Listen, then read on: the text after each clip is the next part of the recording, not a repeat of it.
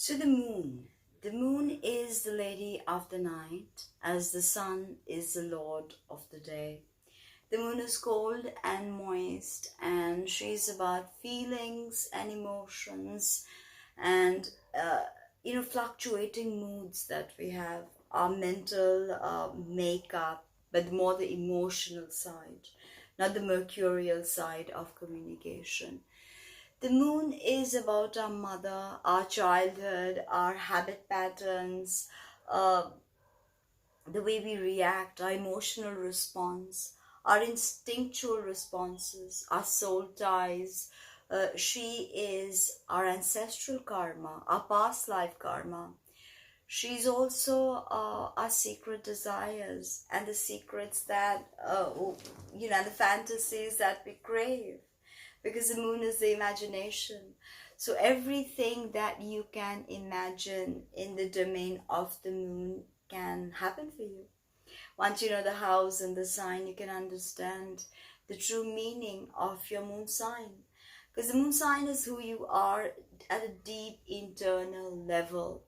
The moon is associated with the Ida Nadi and the sun, the Pingala Nadi. She is receptive. She rules the breast and the stomach. So, of course, the association with food. So the fluctuating moon can play havoc with the way we eat and our eating pattern.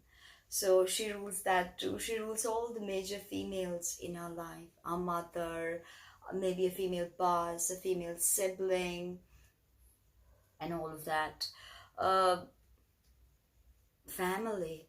When you think of Cancer in the 4th house that she rules, she is all about family and foundations. And she wants to be safe and secure, right? But according to esoteric astrology, the moon sign becomes our biggest challenge after the age of 35. It's because we spend so much time in developing all these everyday habit patterns that they actually become detrimental to our soul growth. So we actually stop growing on a soul level because of these everyday mood fluctuations. Look at the moon up in the sky. She's forever in flux, changing, waning, waxing, and creating magic, controlling all the bodies of water on Earth, oceans and seas and rivers, and also our physical bodies. The moon has a direct connection to the human gestation cycle. So pregnancies, the menstrual cycle, so the moon sign is such an important part of your natal chart that it is absolutely vital to understand it. Now the moon in Libra, this is the second part. Check out my first part already with the first 6 signs. So moon in Libra has an inherent need and hunger for relationships. I told you that the moon is also about a hunger that we have within us. Look at the symbology of the moon. She's half bitten.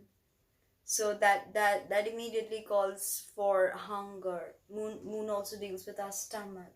Direct connection to hunger. Okay? So the moon in Libra is about relating. Libra is cardinal air that is ruled by Venus, a planet that the moon is friendly with. Now, Libra is essentially all about relationships. The Aries Libra polarity is about me and us. Aries is about me and Libra is about us. So moon in Libra can, be inherently addicted to harmony. Okay, and they will keep peace. They will not fight. They will not say a word. They can be people pleasers because at all times, at all points, they want to keep the peace. Libra is the archetype of the diplomat. So there is a tremendous diplomacy at work with Moon and Libra, and you want to really have relationships, have someone to love, because this is the 7th house of marriage. So oftentimes Moon and Libra will marry quite early and will seek to find fulfillment through marriage. But this is not the case always, and it's always, I mean, the case is not always so easy. So there could be problems when you try to find your self-worth through a relationship or through a marriage. And that is what Libra tends to find out. They can be pushovers. They are so inherently tuned or wired to look for harmony, to look for justice, because Libra is also very, very interested in being fair. Moon in Libra is about being fair. They can be great social workers, great diplomats, work with the foreign service and be positioned in different countries because they have this airy intellectual Venusian air. They love all things luxury. They love things off the runway. They love trendy, glamorous clothes. They love books. They love art pieces. And they can be quite the collectors with Moon and Libra. Their homes will be absolutely breathtaking, right? But there is a dichotomy to the moon being in an air sign. There always is. When you think of moon in Gemini, Libra, Aquarius, there is an inherent polarity that is tugging at the moon. Like, the moon wants that watery, moist atmosphere. This is dry, and this is harsh, and this is air, and air is scattering. And Libra is really about a lot of the time Libra is about keeping up appearances just for the sake of it, just because that is what adheres to the social norm. So Moon in Libra can set up their daily lives in such a way that there is no stepping out of their comfort zone. For their comfort zone becomes predominantly, a place of safety and sanctuary for them. And they don't like to be pushed beyond that comfort zone. They want to find harmonious connections and beautiful intellectual conversations, or maybe conversations about makeup, or they can be very Venusian, very attracted to makeup, and very attracted to, as I said, being the perfect embodiment of Venus. Because Venus in Taurus is more earthy. Here the Libra vibe is more airy, more, you can't touch me. So more floaty. The idea of love and romance happens here. So oftentimes the moon in Libra, it's difficult to understand what they want because everything is up here in a perfect fantasy world of harmony, beauty, and perfection.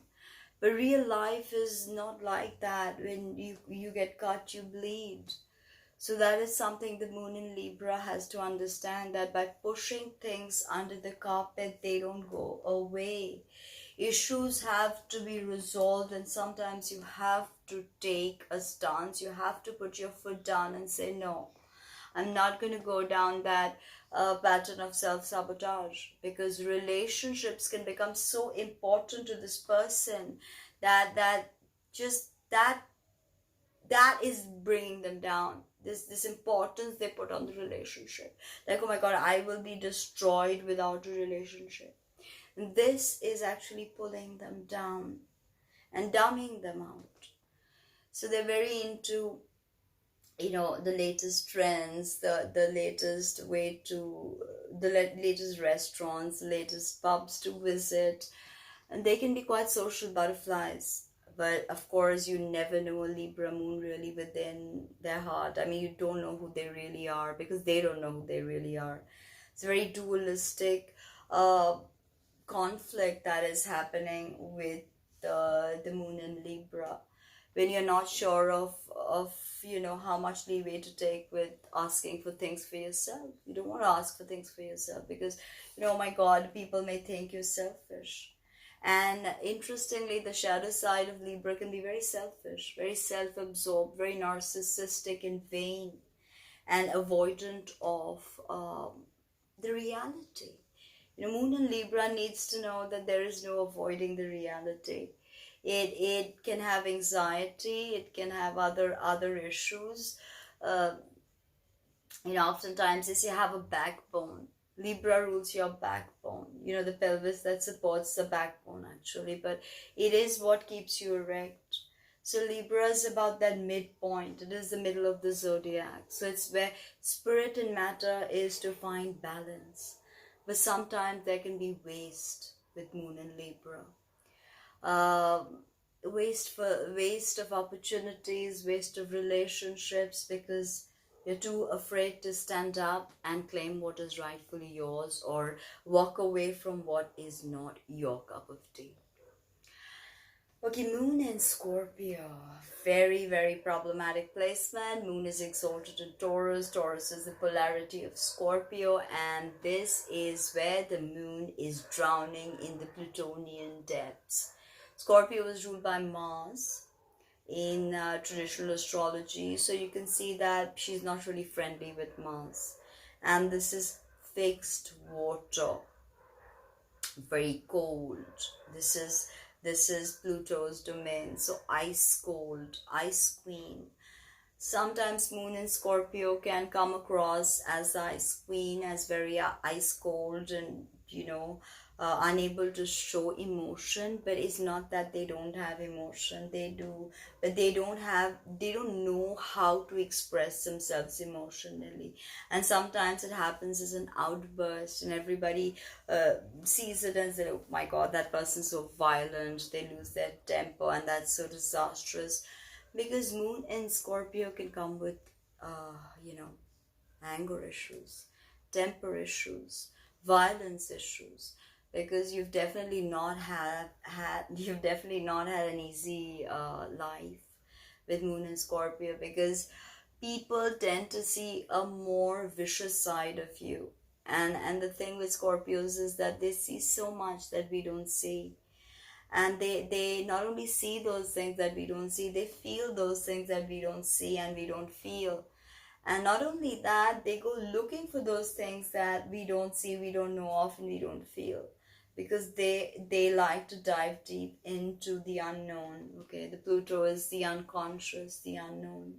So the Moon in Pluto is confronted with the unknown, with the syzygies or thought forms that have escaped the conscious ego.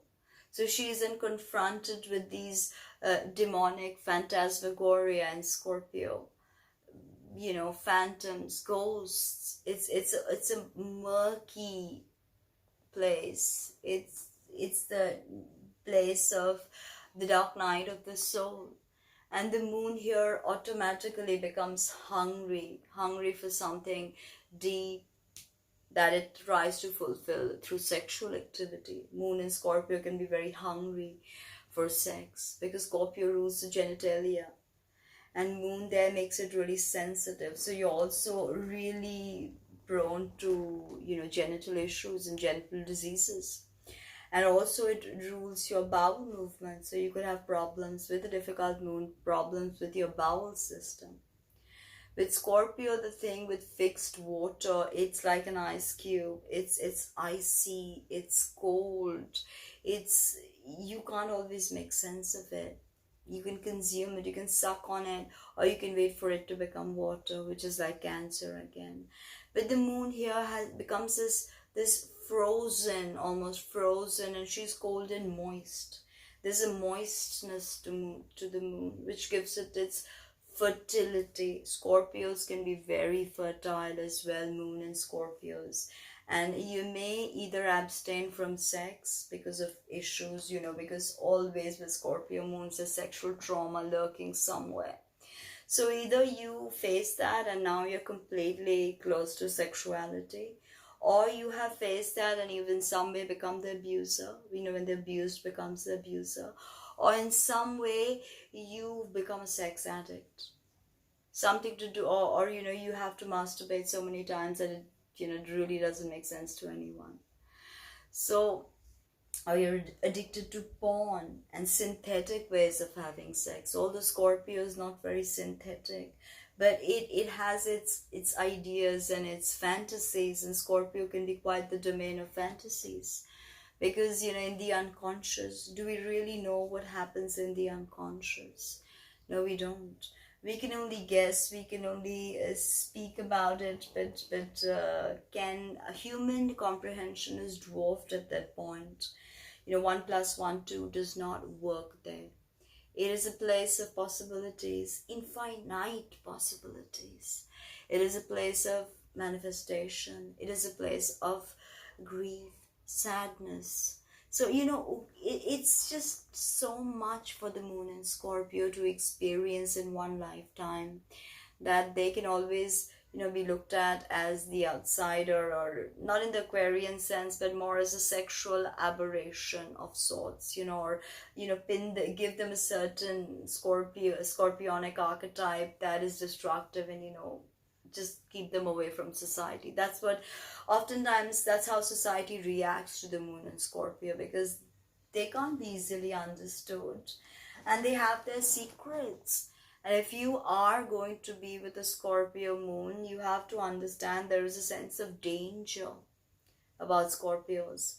They're dangerous. They like dangerous things. It attracts them. Okay? And violence and anger and, rage. These can be real issues with the moon in Scorpio. Possessiveness, being ruthless, being absolutely vindictive, and to such a point that you are just harming yourself by letting all these people live rent-free in your mind. And Scorpio moons can obsess. Plutonic energy is obsessive. So when the moon expresses herself through the plutonic vibe, she can become obsessive. Obsessive about someone, obsessive about an idea, obsessive about an investigation. They can make very, very good investigators. Virgo moons and Scorpio moons, brilliant investigators. And interested in sexuality, very fertile, can have sex at a younger age than most of us. Scorpio moons, because if they don't know how to work that energy, that Martian crazy sexual impulse, then that is going to burn them. Okay, ice burn them. Like, ice doesn't burn. Ice freezes you. So you're just frozen in that. Now, of course, very intense, very secretive. They are usually the kingmakers, Scorpio moons. They don't have to go out and start being the king. They are the kingmakers.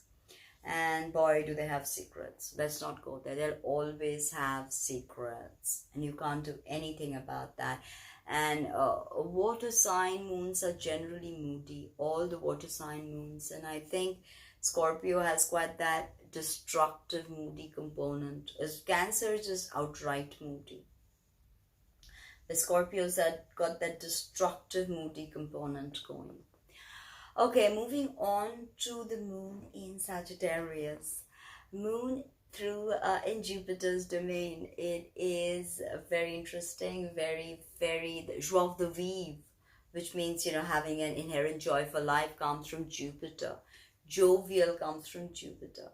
Sagittarius is the 9th sign of the zodiac. It is mutable fire. So it's very adaptable. Can be impressionable too, changes their mind really quickly, but interested in philosophy. The moon here is interested in a higher truth. Sometimes it can be religion, sometimes it can be philosophy. This is the archetype of the philosopher. So inherently in your emotional self, you're somewhere the philosopher. You like to ponder on questions like, who am I? Why am I here? What is the point of all this? You want to think about things like that most people don't even think about. You are a great teacher, because Jupiter is the great benefic and the great, great teacher. So having a moon in Sagittarius, you like adventures.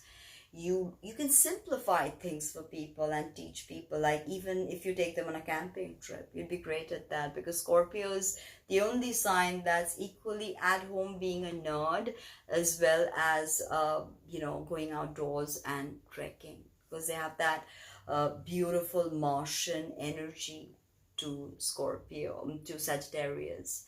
That Mars is very strong in Sagittarius, actually, because a great love of outdoors, and great connection to Gaia.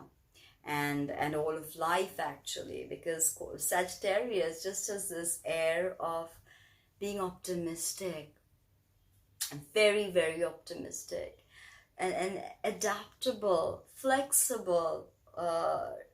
We'll tell you, we'll call a spade, and we'll speak of things as they are, not sugarcoat them. But honestly, they are so lively, so glamorous, so forward thinking, very, very accommodating of all cultures, because Scorpio deals with foreigners. So Moon in Scorpio, you could be attracted to someone from far away, okay, from a distant country, maybe a distant culture. That attracts you. You love that part about your partner, the part that makes them different, and you can see that, and you have a greater understanding and respect for life when you experience something like that. Sagittarius moons, very, very religious, some moons in Sagittarius, and they can be so religious that they can become bigoted and Bible thumping zealots. That's also the shadow side of Scorpio, Sagittarius.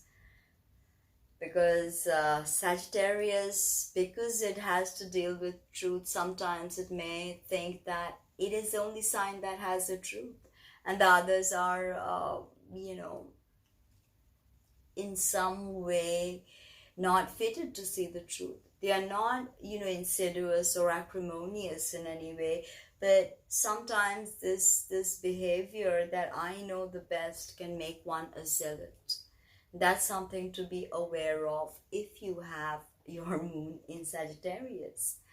It's really a fun moon. It is humorous. My God, Sagittarius moons will always be humorous. Tell that sweet joke, even if it is,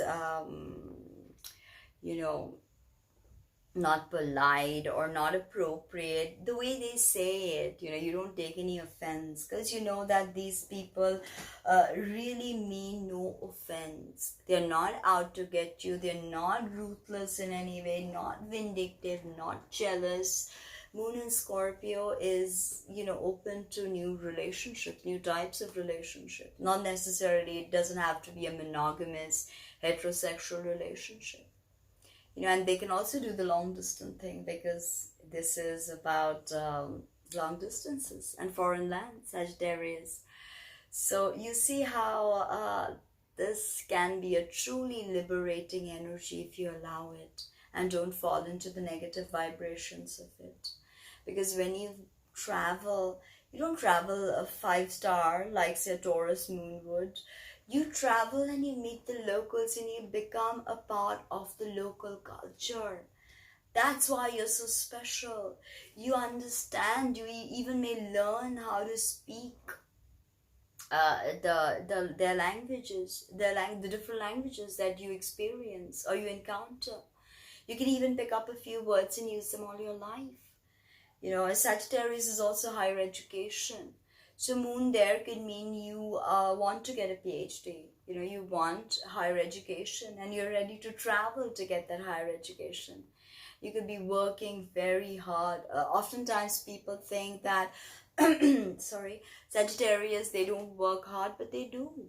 Once they find something that really ignites that passion, boy, they are so serious, and they can be very consistent too. But there is a sense of impatience with this. There is a sense of, and they can be great friends. Sagittarius moons are great platonic friends to have. Okay, great, probably like a Gemini moon, which is its polarity. But Gemini is more into the gossip side, when Sagittarius would be more into, have you ever wondered, what it would be to lie under the northern lights and stare at them and maybe think about, the pale blue dot that is the earth, as Carl Sagan said. So, this is the Sagittarius energy, joie de vivre, very, very, can be loud, can be very, very funny. I was about to say very, very messed up. Funny, funny, humorous, witty, sarcastic, experimental, always moving. The thing with Sagittarius, even if you look at the glyph, it's an arrow. It used to be a centaur, which showed that Sagittarius is both human and animal, god and animal, because he was half human and half animal. And so there was this animalistic or id side to Sagittarius, which can be very animalistic. And there is this uplifted, chironic side to Sagittarius, because Chiron was the most conscientious centaur, and he was nothing like the other centaurs that were going crazy, drinking and partying and having wild sex. But Chiron had his reservations about such a lifestyle. So, and now the glyph is an arrow, which means directionality. So having your moon in Sagittarius means you need to have a clear directionality about where you're headed in your spiritual journey and in your material journey. Because Sagittarius is not just concerned about the physical plane, but also about your soul growth. It is the most spiritual of all the air signs. So that is something to think about. And it opposes Mercury, so it's not great with detailing. Sagittarius opposes Gemini, not great with detailing this moon sign. So that is something to work on, detailing and completion of things, and not leaving people behind and just running off to have your next adventure, because people tend to get hurt. People tend to expect things out of you, and that to a Sagittarius moon can be like no expectations. But humans need humans, people need people, and people depend on people. That's something Sagittarius moons need to learn. Okay, now moon in Capricorn, of course, moon in fall, because moon rules Cancer, and in Capricorn, which is ruled by Saturn, she's in fall, so it's a very difficult position. Emotionally, you cannot express yourself, and also people around you during your childhood were not as emotional as they should have been. So there was one primary caregiver who was cold and detached and played the role of Saturn in your life. And in a way, you were always made to feel like there was a lack, because Capricorn deals with hierarchies and the corporation. It is the archetype of the boss. So you have the boss within you, but I've seen that Capricorn moons take time to develop. Okay, because everything with Saturn takes time to develop. It is a slow-moving planet, a slow-moving energy. But the moon is in flux every day, every minute, every hour, and we can visually see it, right? So that makes the moon very uncomfortable in Saturn's domain, because she wants to move, be free to move, and be free to feel, be free to express, be free to nurture. Capricorn moon has all these barriers around them, They can have all these barriers around them that they don't let people enter. They have to really trust you. You have to do something quite deep to get their trust. Even if you know them for ages, it is not definitive that they trust you. They most probably don't. If they trust you, or no, they trust you. They are very open. They can be very sincere. And we oftentimes think that, okay, moon in Taurus, awesome, moon in Cancer, awesome, moon in Capricorn. No, it's not that, Moon in Capricorn is just teaching you a different lesson. And that, I think, is how to find a structure in your emotions, because Saturn gives structure. So how do you find a structure in your emotions? And that can actually be very helpful to grow, to work your way up, which we need. If you're always getting emotionally so desperately tangled that we don't know how to react, we're getting squished in our own emotions. Capricorn doesn't allow that, and they have very clear boundaries. So the moon oftentimes has no boundary. But here again, Capricorn is earth, feminine and cardinal. So Capricorn also is probably the only the earth sign that likes to really start things. Okay, because Taurus, fixed. Virgo, mutable, more impressionable. Virgo oftentimes reacts, but Capricorn, I think, goes out there and tries to create that change. So having your moon in Capricorn, you're definitely, going to change, going to go out there and create change. It is hard because Earth is hard. So moon here expresses herself through hardness. So if you had a moon in Capricorn, your mother may have been emotionally detached or very strict in a way, or very traditional. Capricorn is also traditional. It's very traditional in a way, and the way you dress is also very traditional with the moon in Capricorn. And there is an inherent need to conquer things, like climb over hierarchies, which Capricorn symbolizes. But Capricorn is also a very profound spiritual sign. So having your moon in Capricorn can also give you mystical yearnings, but you don't understand them, or you don't really look at them, because somewhere deep within you feel like looking at emotions is a waste of time, but it is not.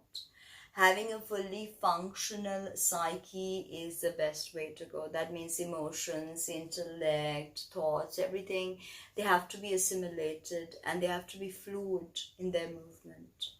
So having a moon in Capricorn, you're definitely going to rise high in life, no matter in which area.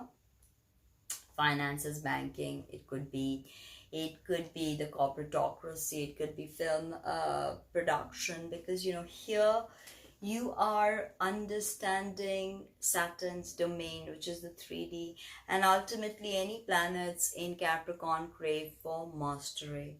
So you are, looking at mastering your emotions. But here it's about power. The moon, that hunger component I spoke about, the moon here can be hungry for power, hungry for control, hungry for hegemony. So that is something we need to control. Yes, Capricorn is the archetype of the boss, but always being bossy doesn't work out well. Always trying to prove your point. You're never allowing the other person their own identity. These could be the problems with things in Capricorn. For women, they can be attracted to elder men, the Saturnian types, and someone who will provide for them. And oftentimes they do, because Capricorns, if they are in a relationship, they are not, here for just a quickie. They're here for the long haul. And if you've got them, if you've got their, they have no heart. That's what a meme on Facebook said, honestly, but they do have a heart. They do. If you've engaged their heart in some way, they won't let you go. Even if it becomes a vicious cycle, almost like Cancer and Taurus, not as bad as Cancer and Taurus moons, where they can get, they just don't want to leave. Gemini moon is ready to leave, but they don't have the guts to tell you that, hey, let's break up. So you have to be the one to tell them, let's break up. Leo moon's like, you're breaking up with me? Are you crazy? How dare you? You're lucky to get me. Virgo moon's like, okay, what did I do wrong? What can I do better?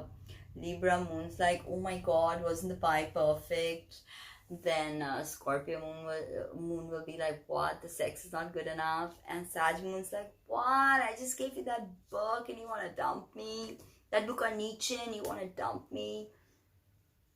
And Moon and Capricorn's like, I give you everything I can, and you still want to dump me. Functional, practical, they like that ring, Moon and Capricorn women. So if you're going out with the Moon and Capricorn woman, you better give her that rock, because that is important to her. Social acceptance is important to the Capricorn moon in a certain way. Having the children a certain way, getting the marks that society accepts, you're doing well in school, doing well in an extracurricular. This is important to the Capricorn moon, and you can't take that away from them. They need that, Otherwise, they're very industrious, will always be there for you. If they are in your life, you can always rely on your Capricorn moon. They will always be there for you. Now, moving on to Aquarius. Nice, the most eccentric moon sign out there. The moon sign of goddess, really, working with huge amounts of information is Aquarius. Aquarius rules the internet. In traditional astrology, Aquarius was ruled by Saturn, and in modern astrology, it's ruled by Uranus. So if you look at Saturn, the archetype of Saturn, it's fixed, by the way. It's fixed, it's air, so air scatters, I already told you. So the moon, again, in air signs is not comfortable. So Aquarius moons are great friend energies, but one-on-one emotionally, they can't open up, and they want to be different. They don't want to fall into the same trap of the same hogwashed romance shit that the media feeds us. So they may not even go down on their knees, or they may not even get your rock, or you may not even want to rock if you're moon in Aquarius, because your priorities are different.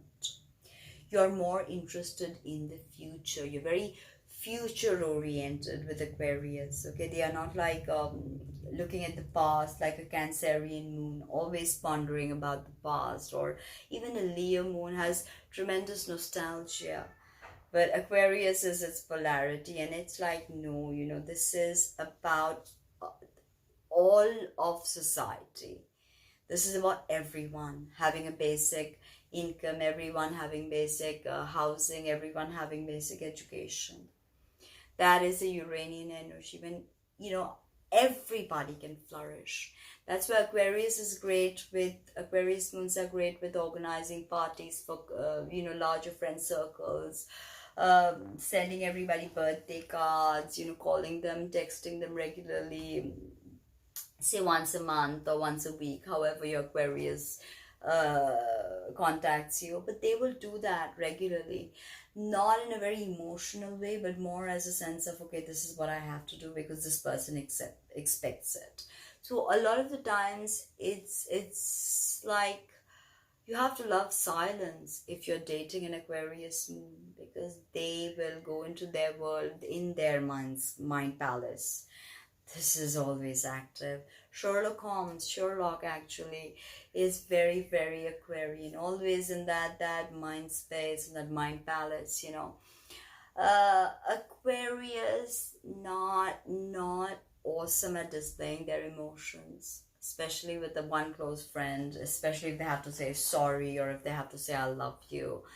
Not great with those situations. So if you have an Aquarius moon and they meet you regularly and they're with you and they've not, dropped the I love you, it probably means they love you, because they're very iconoclastic, very non-traditional, and they don't adhere to the set norms that society has meted out to them. They're like, no, why should we follow it?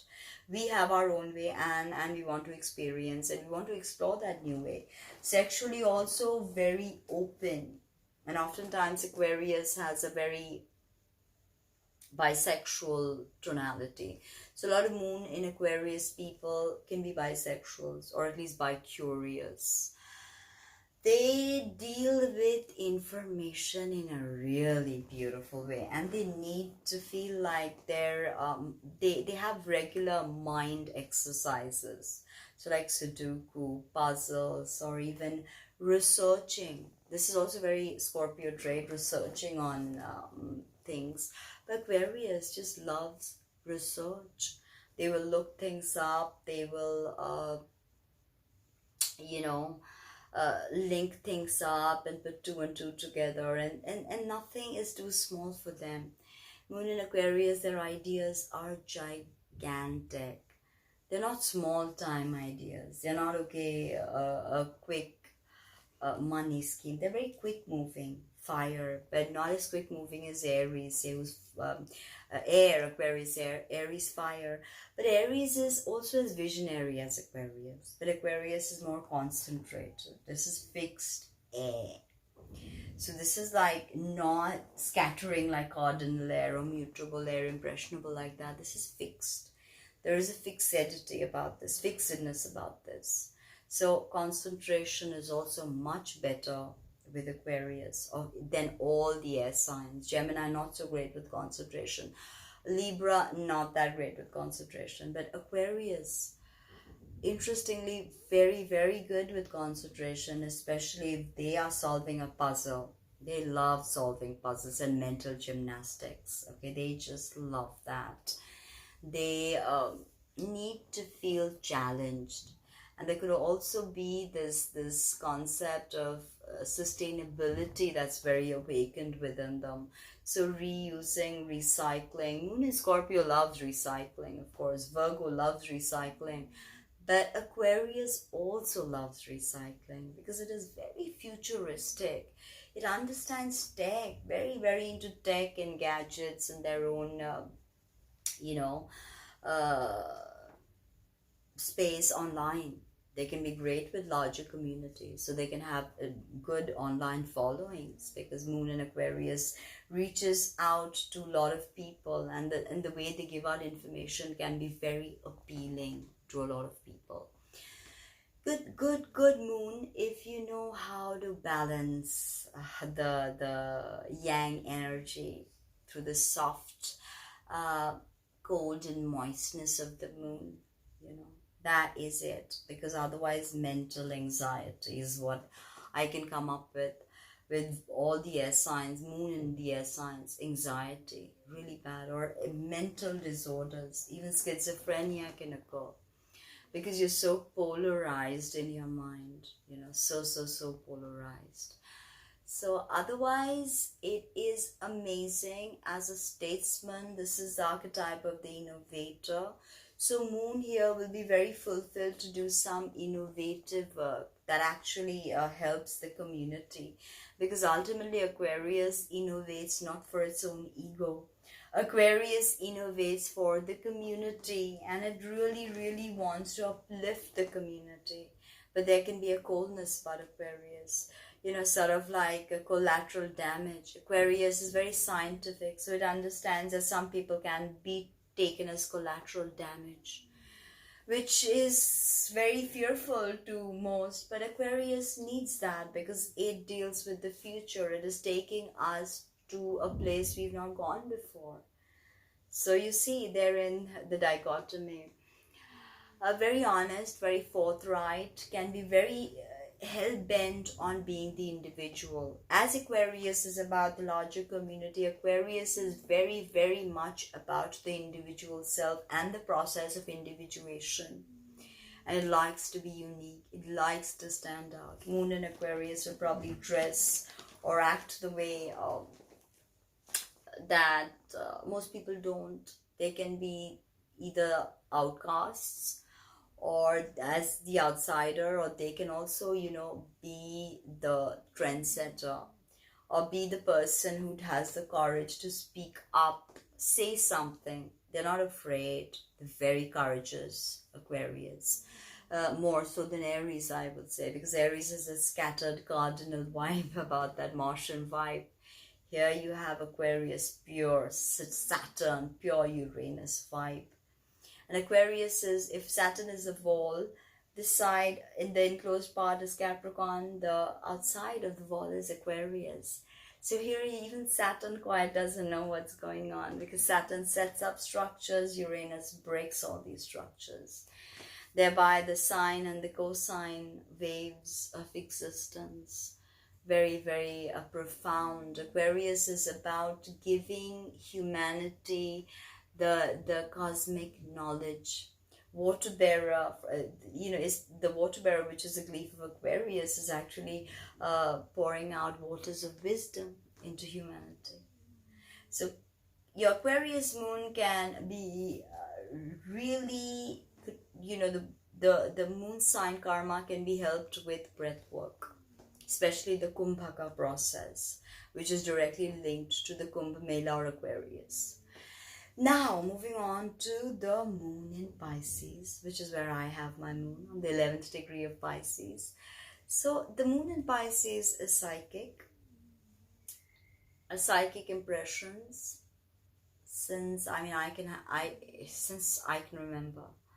Okay, very imaginative, very dreamy, can soak up energies from everywhere, so that can leave them really burnt out and feeling very, very low and down. They need time to just tune off from the madding crowd and just, spend time by themselves. If and Pisces moons can have problems with their sleep cycle. Pisces rules the feet. Moon in Pisces can also mean restless leg syndrome, okay, and problems with sleep, because Pisces rules melatonin, which regulates our sleep cycle.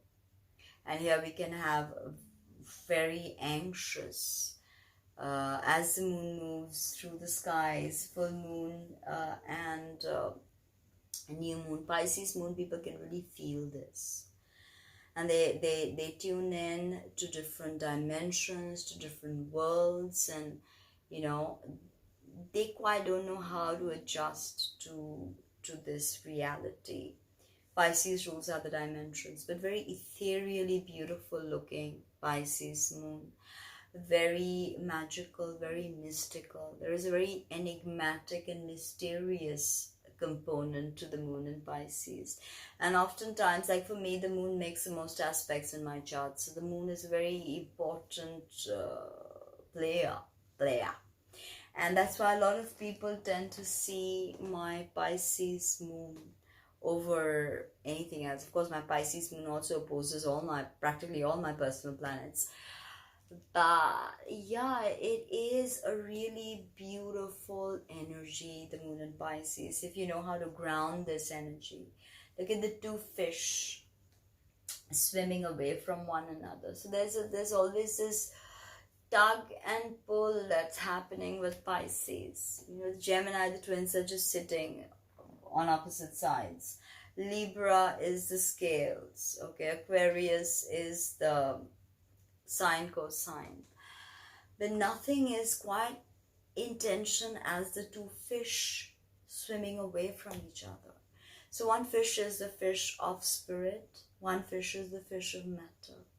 So Pisces quite doesn't know how to adjust from, they have all the psychic information is coming to them, and then they have to operate in the material world. So not great with detailing, not great with finance, great with astrology, occult. Although Aquarius is the sign that rules astrology, and moon in Aquarius does mean you will love astrology, but Pisces too.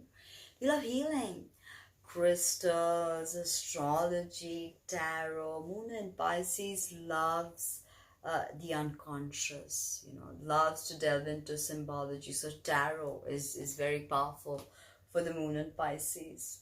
And it likes the language of symbols, it loves to be emotionally fulfilled through symbols. And also Pisces is cinema. Moon in Pisces can mean that you love cinema, or that you want to be an actor, because this is a sign that understands all the 12 signs, because 11 signs, everything has gone before it.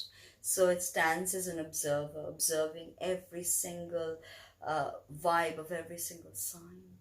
And it's almost like a dumping ground as well of everything that has not been processed in this cycle of birth and death, in this manvantara. So Pisces understands every human being, every emotion, and if they can overcome their shyness, they can be great actors. But addiction is the 12th house. Pisces, Neptune, addiction, lies, deceit, self-sabotage. I mean, this is one moon that surely knows self-sabotage, and also has impossible romantic dreams. Moon in Pisces, they have this crazy kind of fantasy about someone they are going to love. All this twin flame and soulmates, all this stuff is the stuff of moon in Pisces. They just exude this enchanting, mystical vibe about them that can be very alluring. But they're very open and impressionable people, so they can be taken for a ride, moon in Pisces. If you're not careful, you can be taken for a ride with this placement, okay? People just tend to think that, you know, yeah, okay, this person's so impressionable, let me just use them. So you can land up getting used. So you've got to understand boundaries, Moon and Pisces, saying no. Okay, Moon and Capricorn is boundaries, Saturn ruled, but this is ruled by Neptune, right? And or Jupiter in traditional astrology. Pisces can be very optimistic, and when the moon expresses herself through mutable water, she's very, very psychic, very adaptable to emotions, but very fluctuating as well with her emotions. All water signs moody. With the moon in any water sign, you can expect to be moody. So, but the Pisces moodiness is more, oh my God, I was in that realm and now I have to come down here. Or my God, I was thinking about that song, because there's a huge Neptunian connection to music and art. Moon and Pisces is actually meant to create mystical art. Anything that inspires people with a dash of mysticism and spirituality. This is also the house of incarceration, of course, intoxication. So all that can very well be a part of the energy with moon in Pisces. You can get, if you have a difficult moon, you can get incarcerated, you can get in trouble with the law, you can get into addiction. Very, very bad addiction. Pisces also rules alcohol and drugs of all kinds. Makes me think of this Lana Del Rey song, Heroin. It took your life, it gave you everything, but took your life away. There's this almost melancholic dichotomy with Pisces, that it gave you everything, but it took your life away. Can you imagine? It's very profound, very, very profound moon sign. It's not so coveted, but honestly, I would say I'm very, very happy with my Pisces moon. It's got me in a lot of trouble. Not that it hasn't, and it's always been nice and awesome, no. But ultimately, it gives you compassion. It gives you empathy. It takes you away from that selfishness and makes you feel like, oh my God, I'm part of this beautiful universe. And look at the earth through the Hubble. It's a tiny little pale blue dot. So I mean, I think Pisces has that bigger understanding, because after all, it's Jupiter in traditional astrology ruling Pisces. So this is a bigger understanding. But it doesn't like detailing because it opposes Mercury, you see. So it's not great with the detailing, and may not even be that great with finances, because that will only come, you have to study the other aspects, of course. But a Pisces moon essentially does not want to be disturbed. They want to exist in a state of void. I think in a state of void, a place between matter and spirit, so that they can make these regular forays into the realm of spirit and come back quickly and go into the realm of matter. But they need to tune off, and they need to spend time by themselves, if possible by an ocean. I mean, and every time I think of the Pisces moon, I think of my sea rituals that I do. And I invoke Yamaya, I invoke the Zoroastrian water goddess. I invoke so many different water goddesses and just hymn to them and use suffumigation and just pray to the sea that, may I be awakened like the waves. And may my ego be dashed like the waves are dashed at the shore. Like the waves dash on the rocks. So it's perceptive, it's mystical, and it has all these mystical yearnings. It is never quite satisfied with the understanding only the mechanics of the physical world. It wants to hear all that stuff we don't hear, because we hear less than 1% of the acoustic spectrum. It is interested to see all those colors that inhabit that dimension, you know, and we see less than 1% of the electromagnetic spectrum. Pisces wants to see all those colors, all those dimensions, all those worlds, hear all those sounds, feel all those, you know, again, you have to understand Neptune is the higher octave of Venus. And Venus is all about experiencing the world through the five senses. And romantic love, Neptune is about experiencing the world through infinite senses. Go beyond your senses. And it is about universal love. So Moon in Pisces is compassion. It is mysticism. It is mystical yearning. It is spirituality. It also has a macabre fascination for the dead. And a macabre love for things that are dark. So I do too. I have a beautiful macabre fascination for paintings of Jedza. If you see them, they're like disembodied, screaming. You know, it's crazy. It's dark, but it shows you a slice of life, slice of reality that, you know, a normal painting or a few words will not. So Pisces reads beyond the words, looks at meaning that is beyond the normal understanding. But it's beautiful, it's sexy, it's peaceful when it wants to be, when it can be, when it's had its beauty sleep. Let me know in the comments below if you like this series, this whole 2 video series that I made on the moon signs. I didn't want to stretch them out for too long, but I inevitably had to break them down into 2 videos. One was just not doing it. Tinaheals.com, book a reading, and please comment on my videos, like and share. Thank you.